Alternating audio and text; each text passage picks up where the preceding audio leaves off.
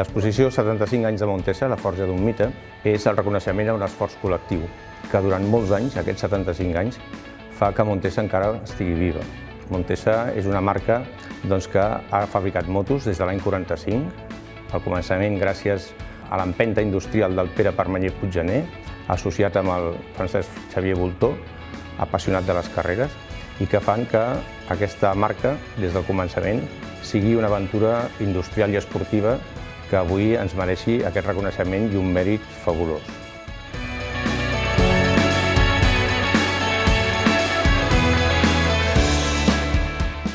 L'exposició està pensada perquè qualsevol visitant, sigui expert o no sigui expert, pugui fer un recorregut i pugui entendre la filosofia de la marca Montesa. A l'espera es trobarà una sèrie de fotografies que darrere de cada una pràcticament hi podria haver-hi un llibre.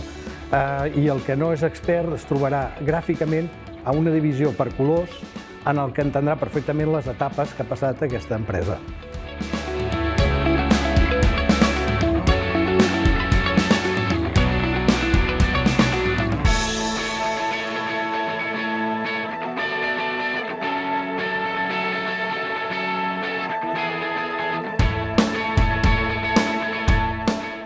Val la pena veure l'exposició perquè el visitant es trobarà models insòlits.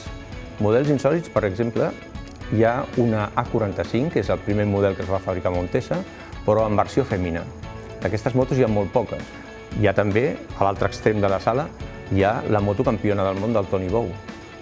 Pel mig trobaran uns motors experimentals que aportaven una tecnologia molt puntera en un moment en què potser la qüestió econòmica no va ajudar tant, però demostrava que Montesa estava al capdamunt d'una recerca i d'un desenvolupament molt important.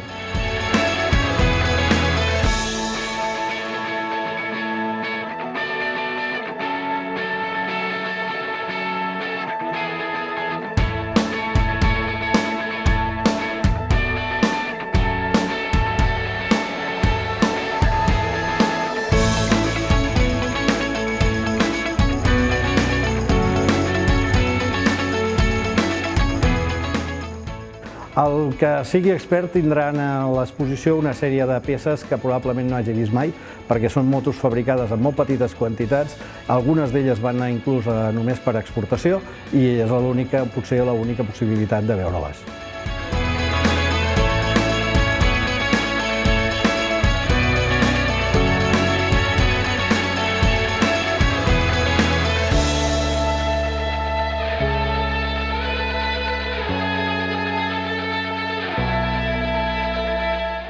A més de l'aventura industrial, a Montesa hi ha una aventura esportiva fantàstica.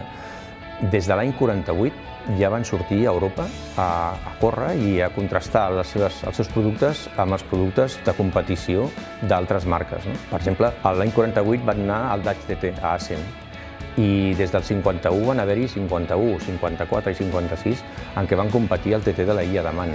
Això, esclar, en aquells moments era una aventura de molt risc, però molt valenta.